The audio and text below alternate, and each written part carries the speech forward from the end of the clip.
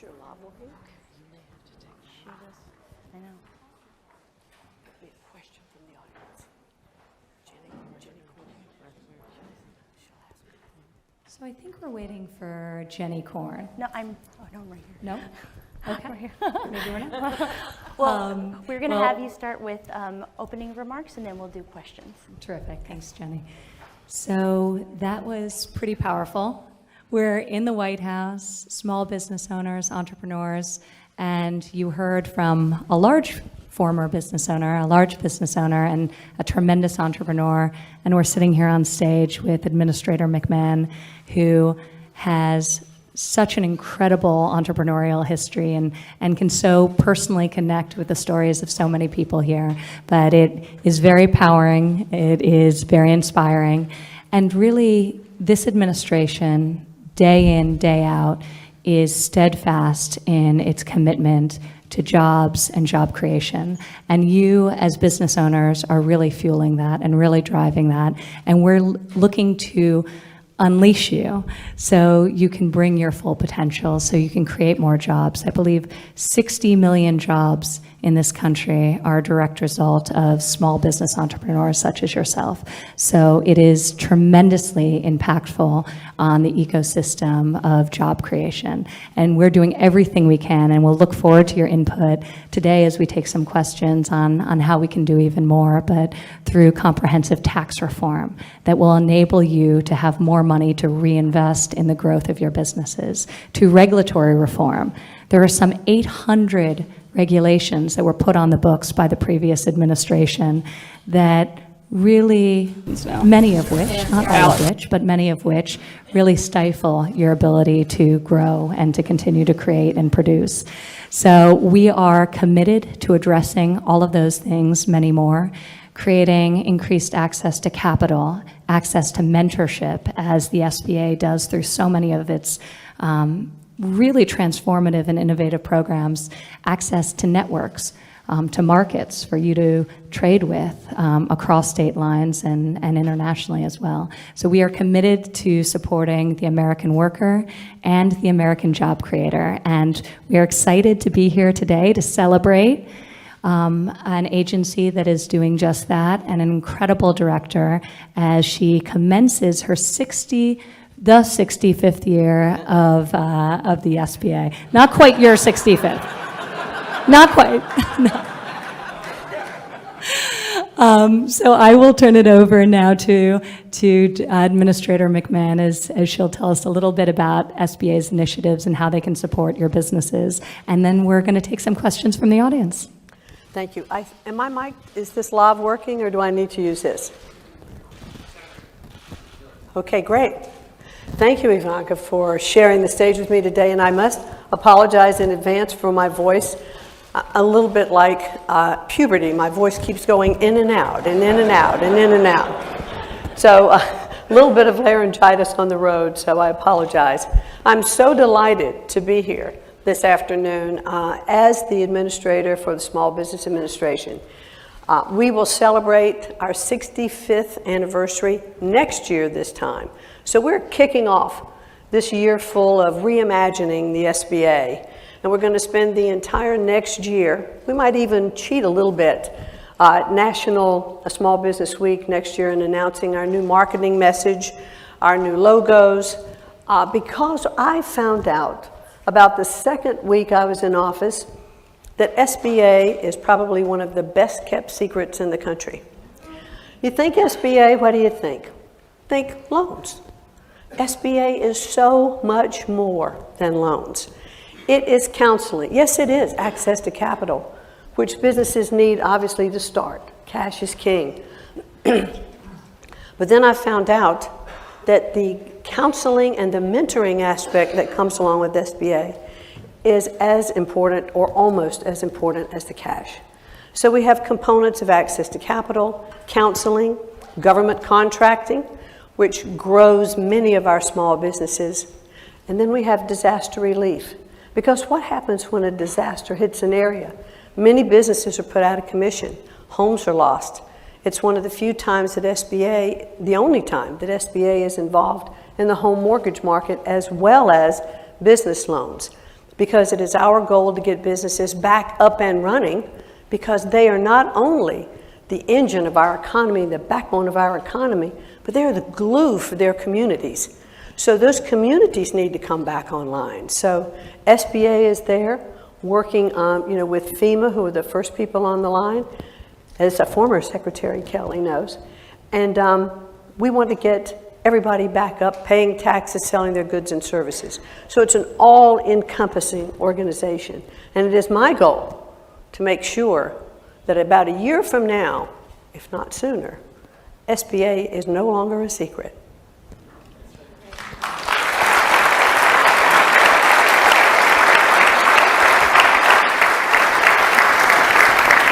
Thank you so much, Administrator McMahon and Ivanka. You have such great champions of the small business community here, along with President Trump.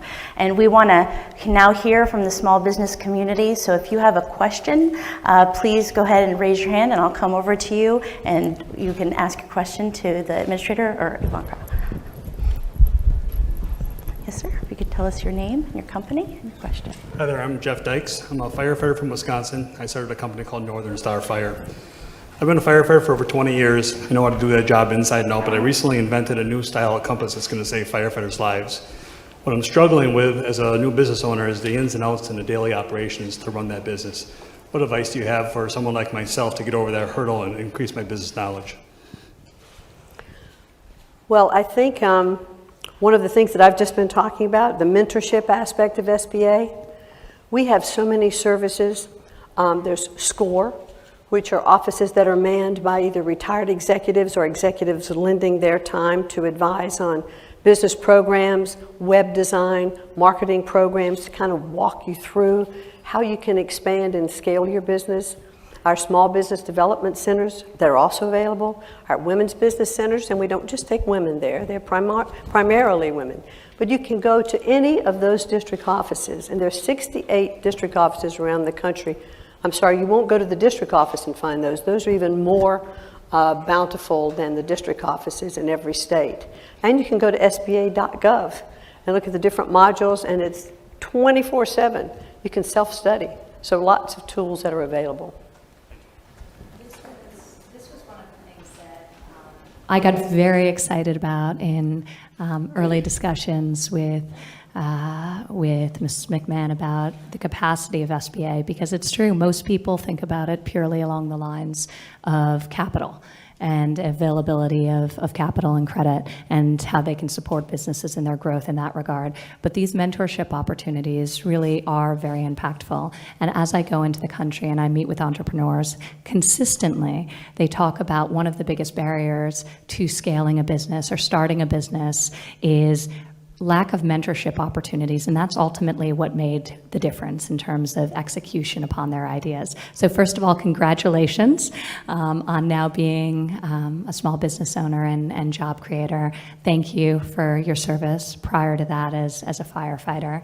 And my advice to you would be to look at the whole ecosystem of mentorship opportunities as you think about how to start this business for the first time.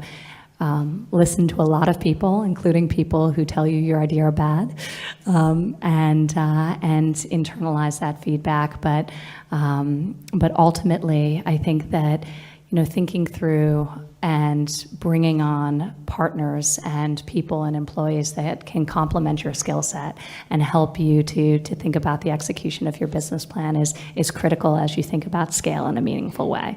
So in addition to utilizing resources, in addition to getting feedback within the community from people about the idea and about the concept, also think about how you can supplement your team to complement the skill set that you have. Ivanka, thank you. Any other questions? Okay, here. Have your name and your business name. Hello, my name is Sherry Garner-Brumbaugh, and I'm from Findlay, Ohio, and I am a proud owner of a trucking company, a second-generation woman-owned trucking company now. And I have a question for you, Ms. Strom. Our family business is about 50 years in the making, and one of our challenges after starting with one truck, and now we're close to 100 trucks and 150 employees that started with one employee. Some of our challenges are hiring qualified workforce. Truck drivers and technicians, those are our challenges.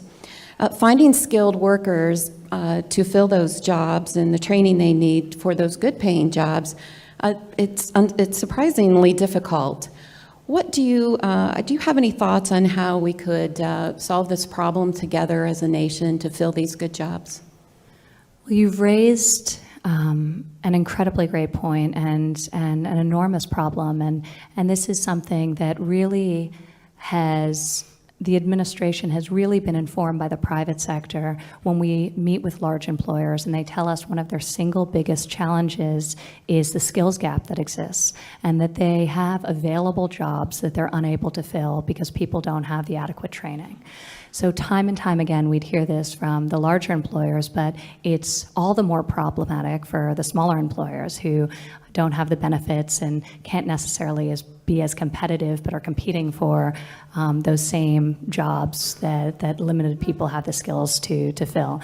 So we've actually, as an administration, been enormously focused on technical education, skills-based education. The president just signed an executive order a little over a month ago where he's going to dramatically expand apprenticeship in this country. It's been very, very successful around the world in really giving people skills-based education and creating industry-wide certification and credentialing so that people like in an industry such as yours can have a recognized credential that is portable and they can take with them from state to state, that recognizes that they are trained in the areas that employers need them. So it will benefit obviously the large employers, but very importantly the small business owners as well. One of the things we found that is very successful is also the teaming of industry and the community colleges and the technical schools. So many employers are actually working with their community colleges and helping them develop curriculums that train their students and they employ them on the other side. So that's something that's really been working in the private sector, and we're looking to really fuel and scale at a national level. Thank you. Thank you so much. Do we have another question? All right, this young lady over here. That's your question. Hi, my name is Tana Green, and I started a company called Blue Bloodhound. And Sherry, this is for you, and this was not a setup. So I created an online marketplace for professional truck drivers when they're in need of work to match with a motor carrier who needs a driver. So we're just rolling out, but my biggest concern is the regulations that are going to stop me from growing.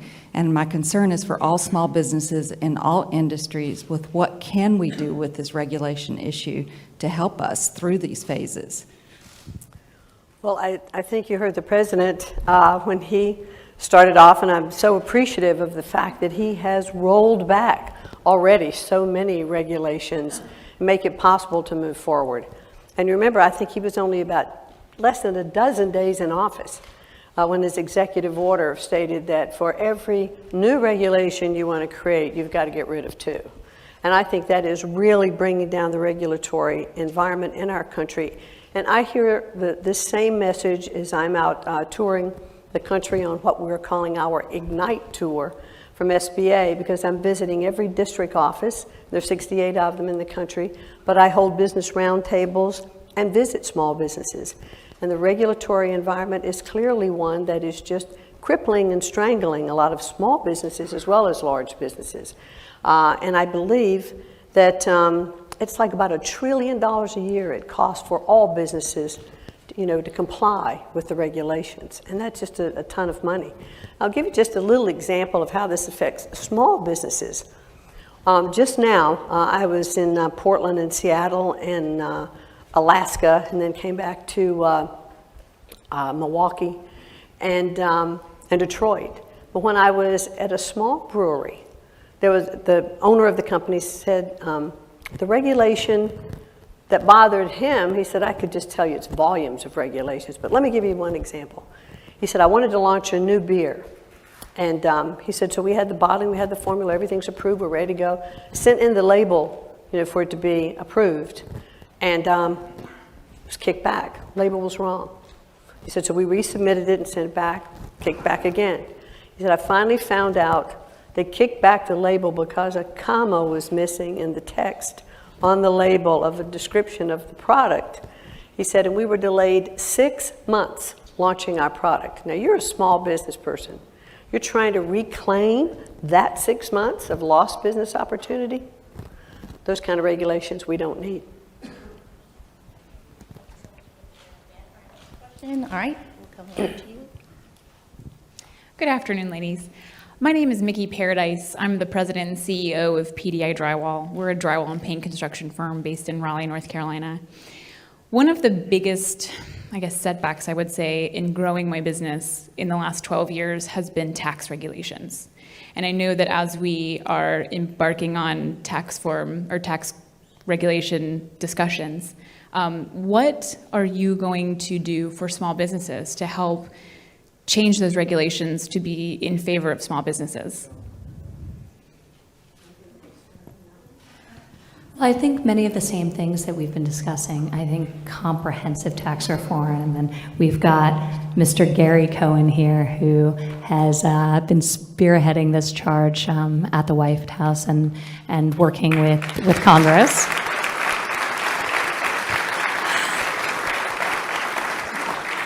So you can definitely pick his brain about tax reform. It's definitely high on his mind these days.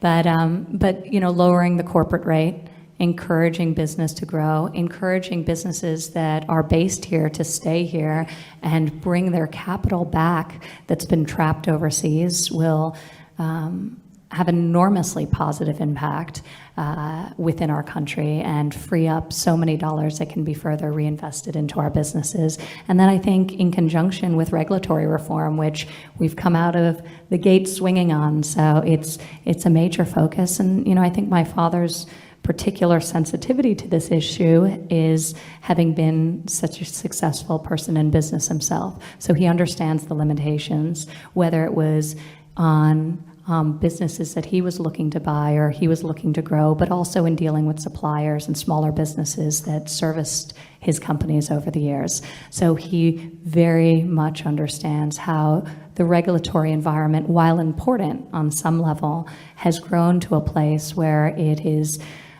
the unintended consequence is really stifling the entrepreneurial spirit. And we're going to bring that all back, and we've started doing it. Tax reform is going to be so incredibly important for business, but for every American. So we're very, very optimistic about both of those things and continued progress.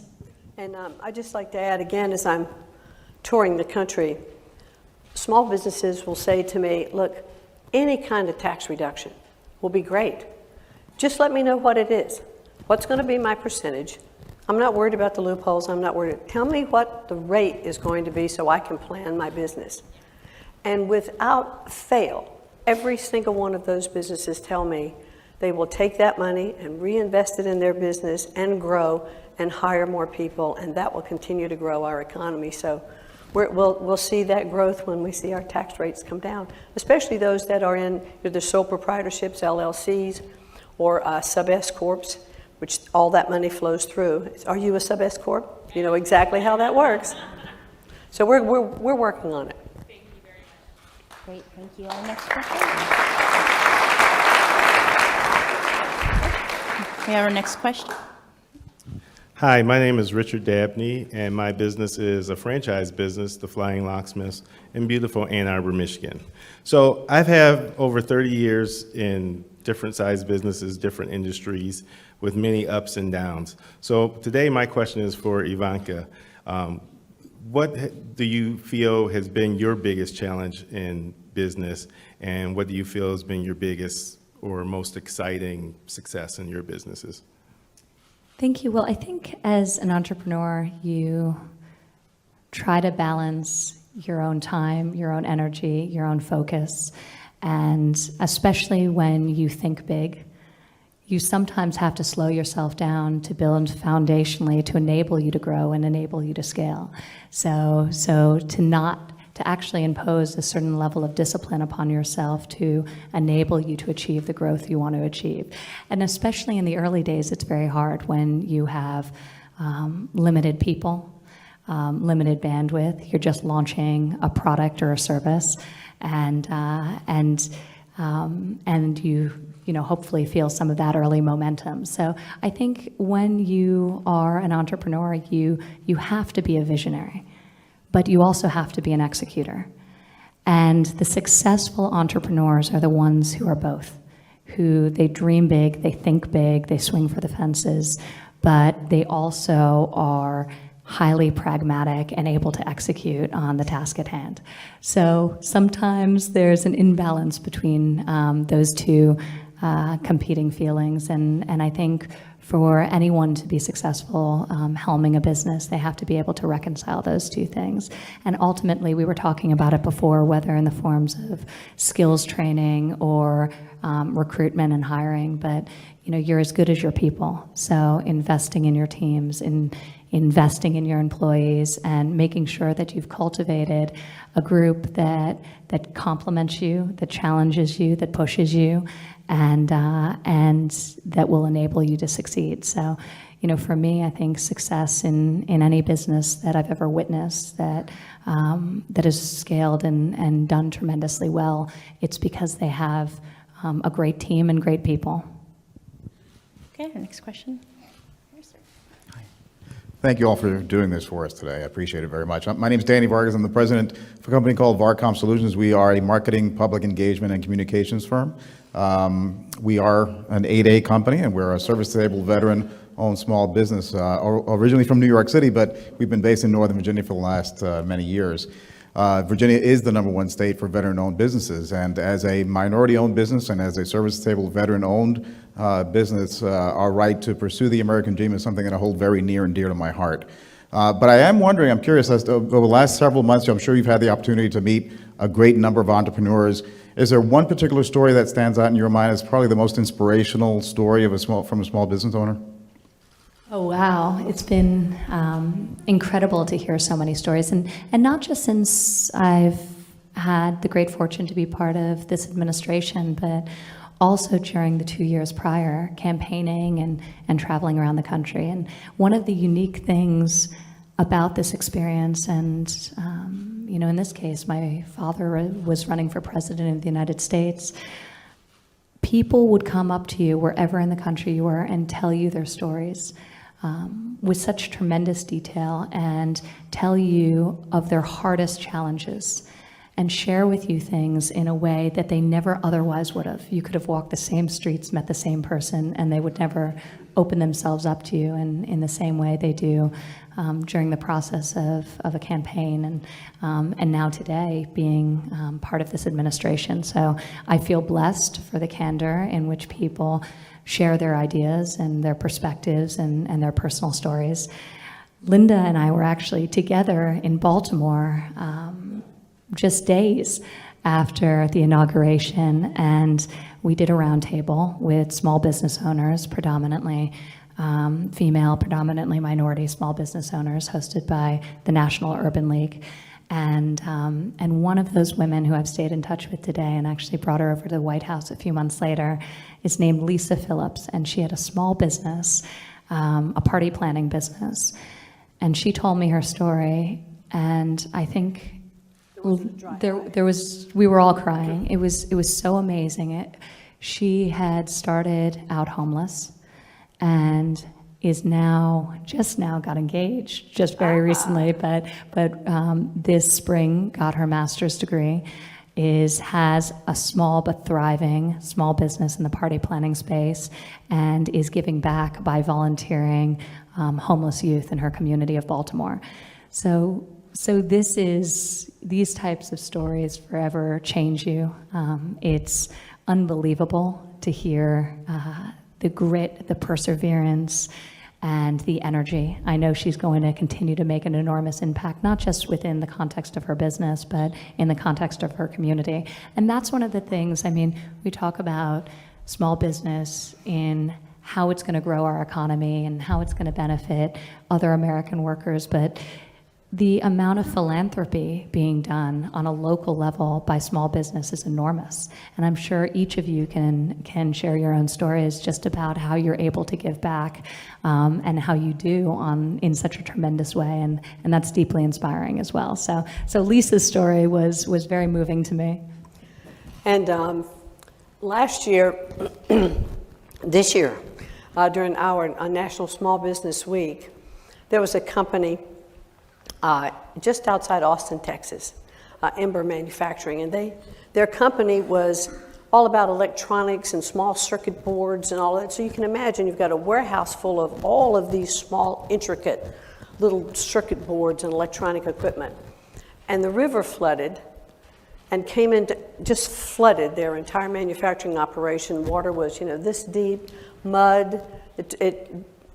I think it destroyed about a third of their inventory and of their finished product and everything they had in process. And so the gentleman who was the proprietor of this company said, well, it was so amazing, and I was very happy that SBA was able to come in with a $2 million disaster relief loan for him. But it was that he talked about how his employees would come in and work all hours, and they actually had to take cloths and wipe down all of the wires and the cables and clean the circuit boards, those that were salvageable. And they spent hours and hours doing this. And in 6 weeks' time, they were back up and running. But now many of the employees couldn't come in and work during that time. They just didn't have room for them. He continued to pay his employees and their benefits, through that entire time, and helped, with donations into the community as well. And so it just lets you know the heart of entrepreneurs. They're risk takers, but they are on 24/7, and they're often, the CEOs and the janitors. And that's why, they'll always have a special place, in my heart, because I know what that's like. We've all started small. Well, those are wonderful stories, just like many in this room, and we have time for one more of our business owners to ask a question. Hi, my name's Jim Worthington. I'm the owner of the Newtown Athletic Club in Newtown, Bucks County, Pennsylvania, a 25-acre lifestyle center. I'm also co-chair of IRSA, the largest trade organization for the fitness industry, and an advocate through my business of the Right to Try bill. So after all that, I'd like to ask both of you, what are the experiences that you've had that you'd like to share in your business careers, and some of the do's and don'ts or lessons you learned that would be beneficial to us today? Thank you. Well, I think every entrepreneur goes into business knowing they're taking a risk. So you have to manage that downside risk. But I can tell you one of the ups and downs that I've had. I've been bankrupt. My house was auctioned off in our neighborhood and my car repossessed in the driveway. 7 months pregnant with our second child. So when I talk to entrepreneurs that have had failing businesses or had a bad time, some of them refer to it as a bad patch because they're determined to come back. So I think one of the most inspirational things to me is to listen to entrepreneurs and how they get through the tough times. Because I've often said it's not how you fall, but it's how you get back up.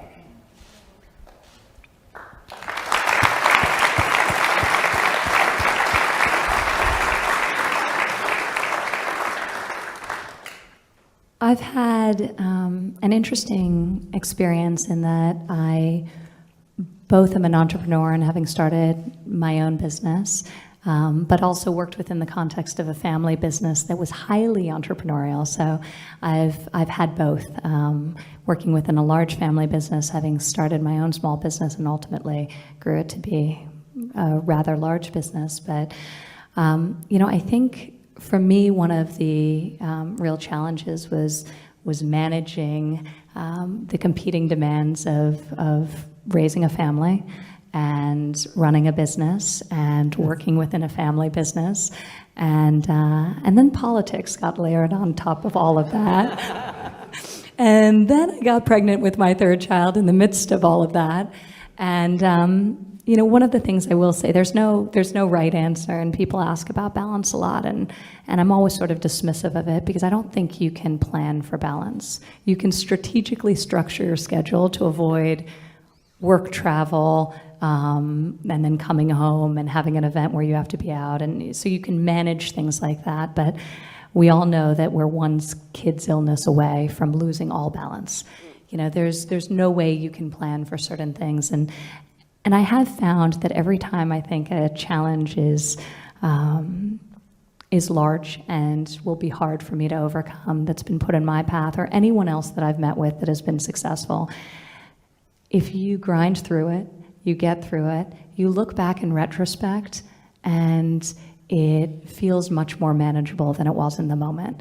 So, you know, this sort of perspective and staying in the moment and keeping a laser focus on what your priorities are. So I tell people not to architect their life for balance, but architect their life in a way that's aligned with what their priorities are, and constantly measure yourself against your priorities and try to ensure that you were where you needed to be over the long term, and give yourself a little slack in the short term.